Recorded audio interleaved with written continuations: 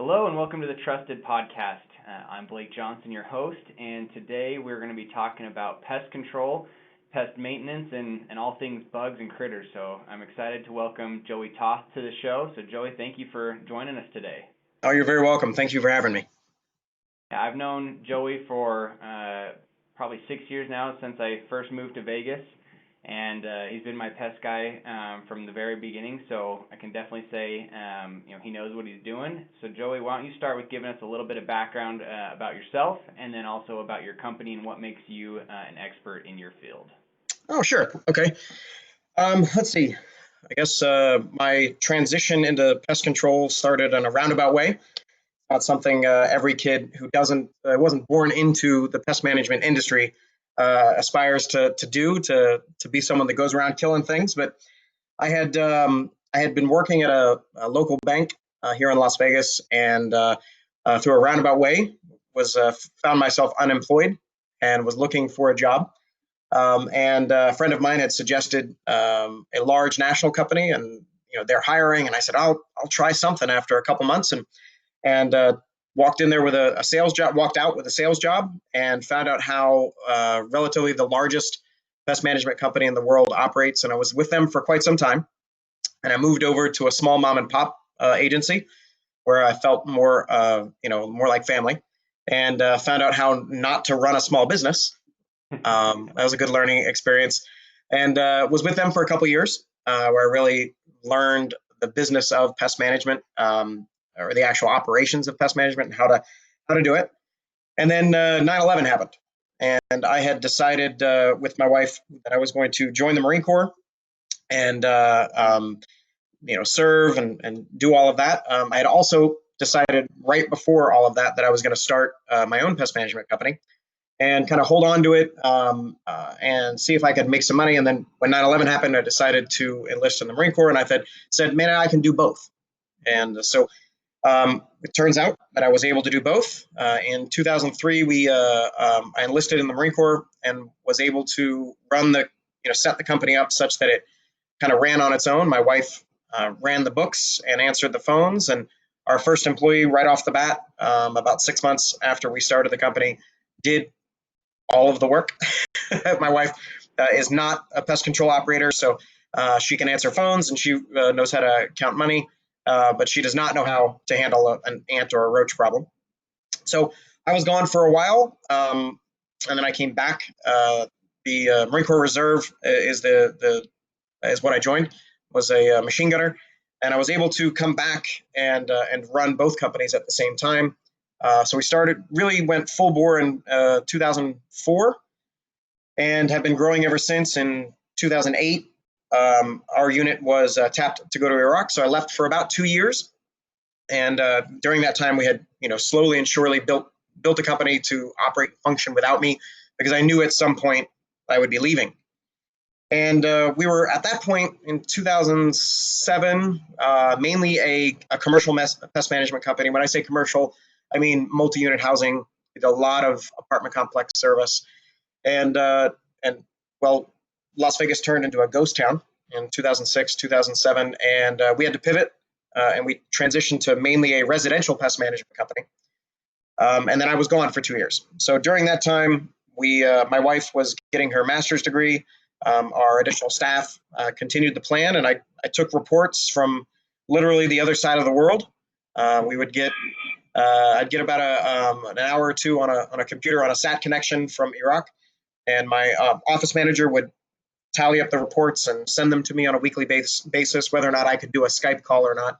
And if we could, then I would hop on a Skype call and review those reports and go over it with her. And then obviously talk to my family whenever I could.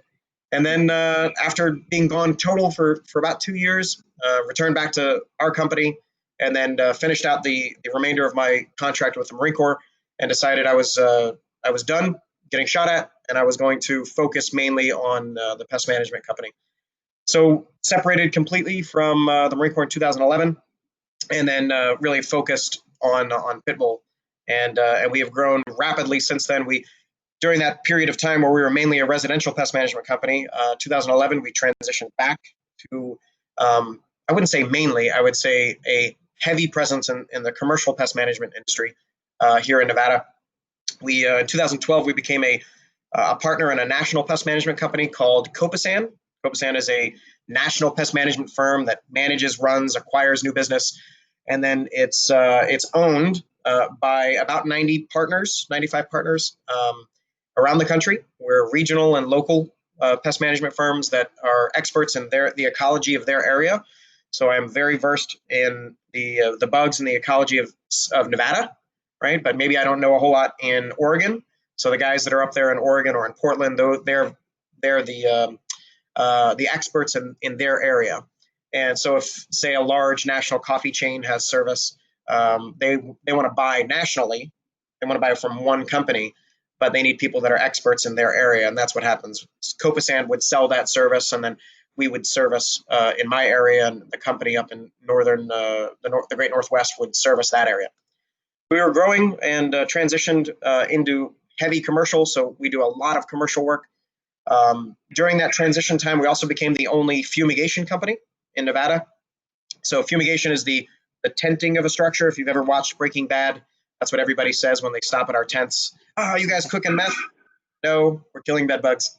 So we tent structures, we tent cars, you can fumigate for a lot of different pests, rats and mice and things like that. But we're the only pest management company in Nevada, and we've been growing that division and carrying on as hard and as fast as we can. And so we transitioned to mainly commercial pest management. So that's lots of restaurants and bars and food manufacturing, processing, distribution, and then of course we have a large residential client base as well. And that's us. My job is to create products and services at our company. I do acquisitions, so I buy other smaller or moderately compared companies to our size and try to fold them into our business. And then I assist with sales mainly. But that's us. We're going as hard and as fast as we can to scale as quickly as we can while continuing the level of service that we currently provide, and going from there. All right, so a lot of things I want to touch on. Let's start with biggest pest problem you see day in and day out here in Nevada. All right, so that's gonna vary wildly based on weather, so seasons, right? Okay. You will get mammals year round, so we have rats all the time. I can confidently say tens of thousands of rodent stations out and about all of Nevada, checking and monitoring for rodent activity. And we've really spent a lot of time and money investing in remote monitoring. So when you have a pest management company, they usually have some sort of trap, right? Whether it's a rat trap, a physical snap trap, or a spinny catch trap, or a pneumatic kill box or something like that. But what's new on the market is this remote monitoring system. So it's similar to everything I just said, your standard trap of some sort or a box or some sort. But then it's got the ability to communicate to a web-based, a cloud-based server, give our technicians or our office staff or our supervisory staff notifications that say there's activity at a location. So we see that year round. On our commercial side, we see a lot of what are called stored product pests year round. They do fluctuate, I guess, a little bit, but they're pretty consistent. Things that would infest, say, flowers and grains and rice and like Indian meal moths or other stored product pests that are involved heavily in our food chain. So we'll see those. Of course, obviously you have your roaches, which are pretty consistent throughout the year, but they surge in the spring. And really, it's here in Southern Nevada, we get almost everything. So it's anything you can imagine. We don't have the murder hornets yet. So, and we don't expect to see them here. Yeah, I know we've had plenty of talks. I've heard you talk about bed bugs. So, obviously Nevada, especially Las Vegas, being a very transient town, what's your advice on bed bugs for people traveling here and traveling home, or leaving Nevada and going somewhere else to stay, and how can they best protect themselves? Sure, sure. So I like to start off a bed bug conversation saying that um, bed bugs are not an indicator that someone is dirty, right? Doesn't keep that they keep a dirty house. That's not true. It doesn't mean they're filthy or the things that are associated generally with the German roach, and lots of trash or fats or lipids that are left in a structure that they can feed on. With bed bugs, the only food source for a bed bug are you and I, human beings. So it has nothing to do with whether your home is spick and span or whether you live in a pigsty. Right. So when you hear someone say that they are experiencing a bed bug problem, do your best to tamper down that wig out that you might get, because it really has nothing to do with the sanitation conditions at their home. It has everything to do with where they have been or with who has come to their house, right? So bed bugs are hitchhikers. If you've never seen a bed bug, uh, they're like the size of an apple seed. You can imagine what an apple seed, that's a fully grown adult. Um, they feed only exclusively on blood. They will feed mainly and primarily on human being blood. But if your dogs and cats are available, there's a possibility that they could feed on them. They are a cryptic pest in that they want to hide in cracks and crevices, but they are exceptionally good hitchhikers, right? So they don't move from home to home, right? So if your neighbor has a really bad bed bug issue, you don't have to worry about them walking over and coming to your place, say like an American roach or rats or something like that. Now, if you went over there, you could possibly pick them up on the tread of your shoes, the fold of your pants, in your purse. If you set your purse down, a collar in your shirt, you'll pick up the actual adults, so the males and the females. One of the first instars, you could pick those up, or you could in fact pick up the eggs. The eggs are like little white sticky grains of rice, smaller than grains of rice, and they are in clumps. And you'll pick them up in the tread of your shoes. You'll pick them up any place that you touch them, and you bring them over. Or your kids' friends who come and stay over at your house. They have a bed bug problem at their house. I'm sure they're not putting that information out there. Hey, I'm going to send my kids over to your place, but by the way, we've been battling bed bugs for 2 years. Just going to happen. So that could happen. You could have visitors, or what happens a lot of the time is that you go stay someplace. The bed bug introductions into homes happen a lot of the time because you go stay at the Bellagio, right? You go stay at a Red Roof Inn. You go stay at a Quality Inn. It doesn't matter how much you pay per night for that hotel. It has everything to do with who was in that room beforehand and whether or not they brought them in there, or if they have a resident population that's just functioning inside that hotel and moving from room to room, and if their pest management company is really controlling it or not. You go there and you stay there, and you may pick them up. My recommendation to help prevent you from doing it is for help you prevent from bringing them in would be to carry a flashlight. Not everybody carries a bright flashlight, but everybody carries a cell phone with an LED on it. So when you go to a hotel room, and I say this again, it doesn't matter how much you pay for that hotel room. It could be the Four Seasons, could be anything. Just look. Just look. So go to the head of that bed, pull back those sheets, and get down to the waterproof mattress cover, which is usually just a slip-on cover. Or you may even notice they have a full encasement on that mattress. And if that's the case, then that's better, right? It doesn't mean they had them. It means they're being proactive, but possibly they had them. But you want to look at the bed. You're looking for the bed bug itself. You can see the adults. They're not invisible. Or you're looking for the evidence of it. Their fecal matter or a squished bed bug all kind of looks the same. Imagine if you took a pen and you blotted like on your shirt or something like that. That ink blot will spread, and that's kind of what it looks like. Their fecal matter, they defecate in like clumps, little groups, and if you were to sit on the bed and squish them, then they're full of blood, and that blood will get on the seam of the mattress. You're looking for things like that. You want to go all the way around the mattress and then go down to the box spring or to the bottom part of the mattress where that seam is, and go all the way back around, and then go down to the box spring and go all the way around. You want to look at the mattress. Do both beds if you have two beds, and then glance at the nightstands on either side of the bed. Anything there, it's you can safely assume that it's very unlikely that you have a problem. That doesn't mean they're not hiding behind the baseboards and will come out and feed on you at night, but that's about as the level of inspection that I would like you to do to prevent you from getting them when you're out and about. When a pest control operator goes in there and does an inspection, it's significantly more thorough. We're lifting up the mattresses, we're looking at the box spring, we're disassembling the nightstands and the dresser. There's a lot more of a detailed inspection that we're going to be doing, but for you, that's what you want to do, and you can feel safe. Okay, I'm going to take my luggage, and we're good here. Oh, by the way, don't put your mattress, your luggage on your bed, and don't unpack and put your stuff into the dressers.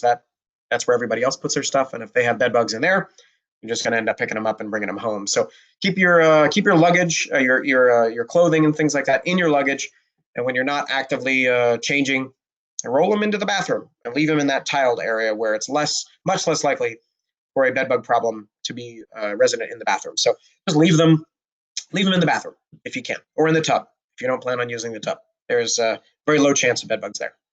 So that's a lot of information on bed bugs. Yes, it is. And I will say you've changed the way that I approach going into a hotel room. Like I roll it in, put it in the, put the suitcase in the bathroom until I can do that in inspection. And I remember the first time I did it, my wife was like, "What are you doing?" Like, well, I've learned I do not want bed bugs. My experience with it is I had a friend in college. Their apartment got him, and I mean he just came and he was covered in bites. Had the allergic reaction to it, and just was awful. So, yeah, definitely did not want to do that. My kids know not to go on the beds. This last week we ended our vacation in Baltimore, and when going into the hotel, I left with my brother-in-law to go to a store, and my family went up to the room. When I came into the room after stopping at CVS, I went up into the room, and they're on the balcony, but nobody's really moved in. All the luggage is in the bathroom. They haven't done anything, and I'm like, "What are you guys doing?" And they're like, "Oh, we have to wait for your bed bug inspection." So I've got them trained. That is how you and your family should be. Nobody sits on the beds. Nobody unpacks. Nobody gets comfortable until you do a bed bug inspection, just a cursory one, so that we can limit the chance of you picking them up. Now, if you get them, there are treatment options. We could talk about those, but it's not the end of the world. We can get rid of them, but it really is a pain in the butt. Yeah, I think we'll leave that for another day. What are some other actions people can take to prevent pests in their own homes? We've talked about traveling. What about for their own home? Okay, so first and foremost, I would recommend that you have a pest management company. Most people that don't hire a professional pest management company, they'll say, "I'll do it themselves," and that's fine.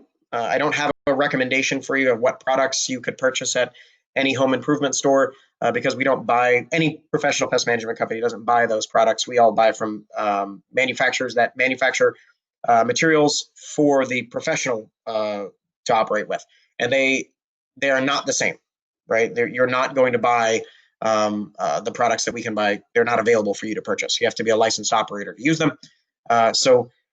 But when it comes to your home, I would say first and foremost, hire a pest management company. If you're not going to do it and you're going to go to a big box store, you have to be consistent. And that's the problem, is people aren't consistent in the application of those materials, and they're not safe with them. The majority of poisonings by pesticides in the homes across the United States are not by a professional pest management company coming to your home and doing service, and then you or your family or your pets getting sick. It's because Mr. and Mrs. Smith left out something accessible to a small child, or the adage, they use the phrase, "Well, if a little is good, then a lot is better." Mm-hmm. And that is not the way it works, right? A little aspirin is going to take care of a headache. A lot of ibuprofen is going to make you sick, or whatever it is. There's a dosage, and you need to follow those instructions. So people will poison themselves by using that term. Oh, well, if 1 ounce per gallon is good, I'm going to put in 5 ounces because I'm going to get these little creepy crawlers. And that is not safe for you to do, and you should definitely not ever do that. So hire a professional pest management company. You are dealing with dangerous chemicals that we want to use and apply as it should be done. So hire a pest management company. I would prefer that you hire us, but really any company that's licensed here in the state of Nevada, you're going to get your good ones and your bad ones, but it's going to be safe for you to be using those. I was the president of the Nevada Pest Management Association for almost 4 years, and dealt and met with the owners of our companies, and I'm really impressed with the level of service that's here in Nevada, and you're going to be able to find a good high quality service technician by hiring a company and doing your due diligence. You got to check on them and see what they're going to do, but really hiring a company is the best thing for you. Beyond that, exclusion. Um, a roach can't get in if they can't get in, right? We want to limit their access. A rat can't get in to your house if it can't get in, right? So they can't walk through walls. So having good fitting door sweeps and weather stripping on the windows and a nice tight fitting screen, having a sliding glass door on your back door that shuts and it's got weather stripping, and having all that kind of stuff is something, one, that your pest management company should be looking at to tell you, hey, I know you're seeing a ton of dead crickets, but if you just did a new door sweep on your 80-year-old door, then you wouldn't see dead bugs on the inside of your house. You would see dead bugs only on the outside of your house. So sealing up your home is another big thing that you can do. Obviously, it helps with efficiency on the inside of the home when it comes to air conditioning, heating and cooling. So you're going to get an added benefit on that too. But really, physically preventing them from coming in your house is one of the best things that you can do. On the commercial side, that's one of the things we are constantly looking at, is retraining their staff, because in a kitchen, those dishwashers are back there and it's hot and it's steamy and it's sweaty and there's a lot of movement, and obviously the stoves and the ovens are on, and they want to pop that back door open and just let in as much cool, fresh air. Along with that is going to come flies and rats and all the other things that you're trying to keep out. So that's one of the things we do, is constantly retraining them to not do that, not do something that's going to cause a problem. But on the residential side, you guys can do that by having those nice fitting doors and windows. Okay. Yeah. So what are some things, you mentioned you're finding a good pest management company. What are some things people should do when they're vetting a pest management company to make sure they're actually qualified, that they're, we call them a trusted advisor, and, what red flags should they be on the lookout for? Okay. Well, licensed pest management companies are regulated and licensed by the Nevada Department of Agriculture, and we have on our trucks, we're required to display the license number. If you had a question about whether or not a company is licensed, you could call the Nevada Department of Agriculture and say, hey, ABC Pest Control Company was knocking doors. Are they an actual licensed pest control company? If you're outside cutting your grass and a guy is spraying in shorts and flip-flops and says, hey, I do your neighbor's house, I can take care of your place, and you look at his truck and it's not labeled at all, it has to be labeled. There has to be a license number. That's a big red flag.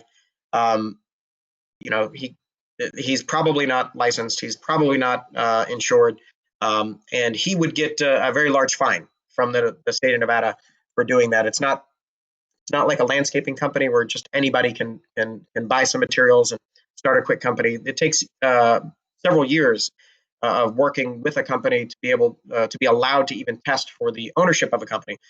Well, the minimum is 2 years. It takes you have to work for a company for 2 years. So, but maybe he comes from an alternate state, this operator, and he wants to just pick up and go, or maybe they didn't have as much regulation. Here in Nevada, we're heavily regulated, so they have to have those minimum things. But when you're calling around, I'm not going to say it's not a good idea to hire this type, but this is what you're going to get. If you see two numbers, it says east and west, east side, west side, if you're here in Las Vegas. What that is that's a two-man operation, right? That doesn't mean they're bad. It's you're buying a really small company at that point. That's me and my friend Bob, and he's going to work on the east side, and I'm going to work on the west side, and we kind of pool our money and buy some advertisement. And when you call the one number, you're going to get that guy's cell number. When you call the other one, you're going to get that other guy's cell number. Really, I was a small operator, one-man operator at one time, and very quickly we transitioned to a two-man operator company, and then obviously grew, quite quickly. But that doesn't mean they're bad. It just means they're small. When asking, what they're going to do when you call them, I guess you want to know, do they do residential pest management, or are they only a commercial company? If you are calling for your restaurant, your bar, your food processing facility, you're going to want to stay away from a smaller company like that. They're probably not certified in third-party auditing standards or the health department, and you can ask them that. Are you guys certified with third-party auditing standards for your type of business? But on the residential side, you want to really just ask them, hey, what is your approach to pest management? How and I guess that would really depend on what problem you're seeing, right? So if you're seeing ants in the backyard, how are you guys going to control those? I'm seeing maybe German roaches on the inside of my house. How would you guys control that? What days do you work? Do you guys have an online portal for accessing your account? You do online payments. There's a lot of different things that will show you that it's a really a small company, on whether or not someone has gone through the process of really developing processes and procedures to be able to handle a large amount of business. So when you hire that company, however you decide you're going to do that, what you don't want is inconsistency. You want to know when they're coming. You want to know if you're going to get a notification beforehand. With our services, if on the residential side, you're going to get an assigned day of service, and you're going to get a reminder call. It may or may not be an automated service. It may be just an email. It may be a sticker on your refrigerator, and the guy says, "I'm coming next Thursday," or in a month from now, every third Thursday. You just want to know when it is. The majority of the residential accounts that we pick up from smaller mom and pop companies, it's this same question every single time. So I've had this guy, and he's just a one man, one truck. He's been great, and I love him, but he's gone, and I can't get a hold of him anymore. That could be a couple different reasons, obviously. People get older, they pass away, they get busy, they don't answer the phone anymore.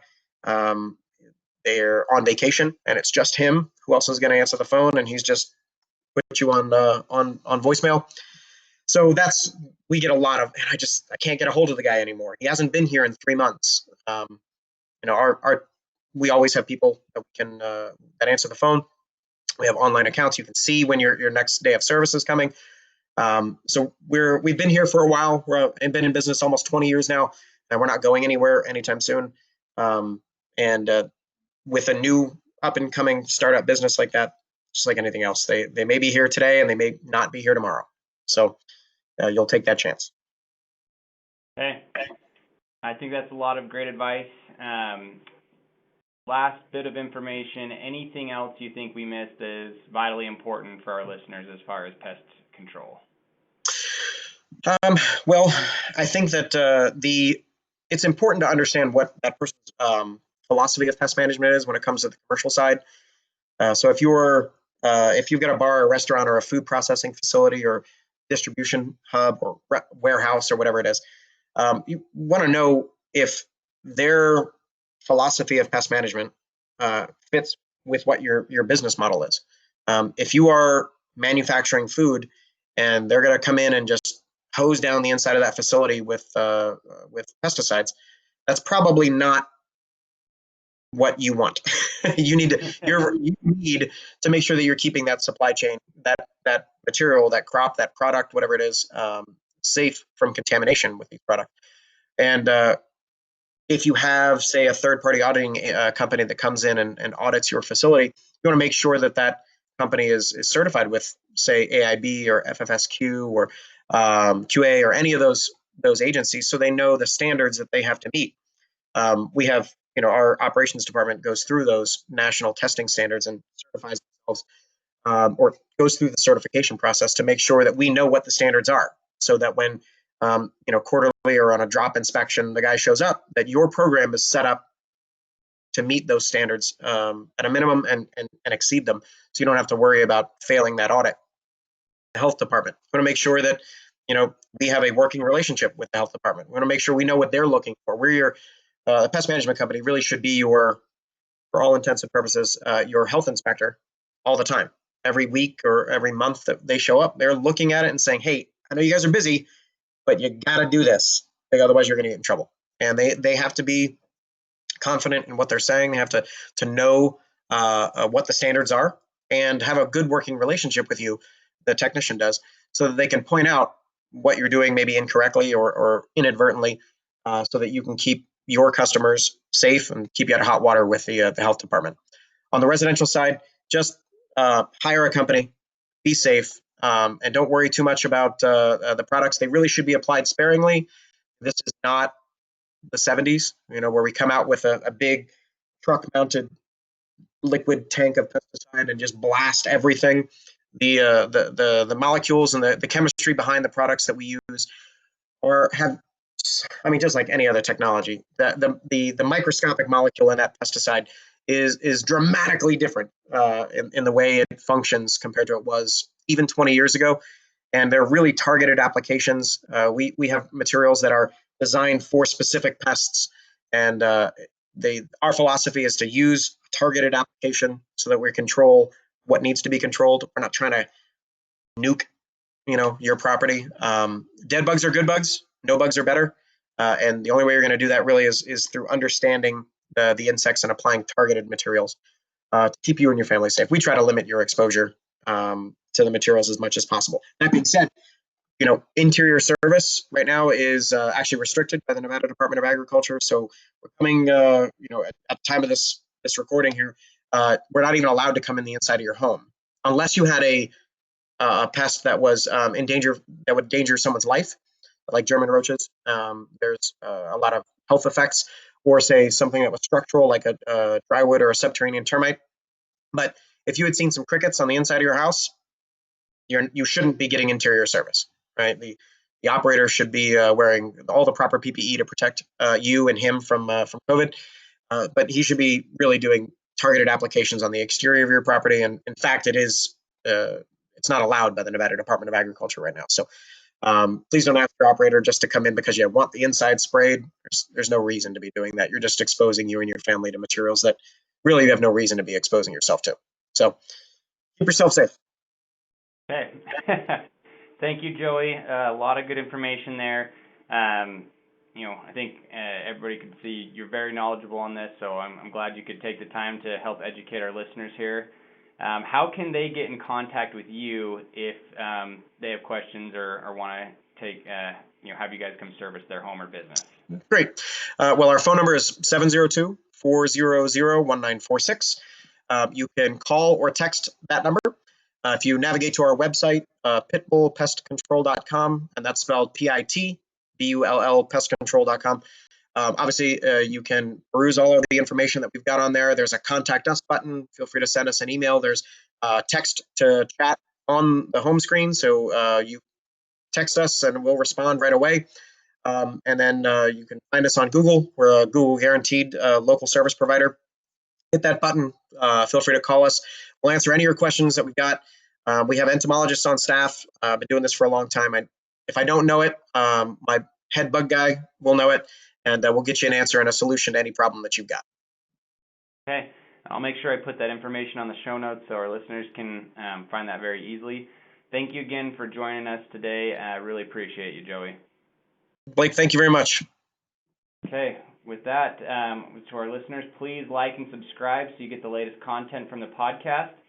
Leave us a review. Let us know how we're doing. And if you have any ideas or things that you want answered from the show, please reach out so we can get those on the podcast. And with that, we'll sign it off for now.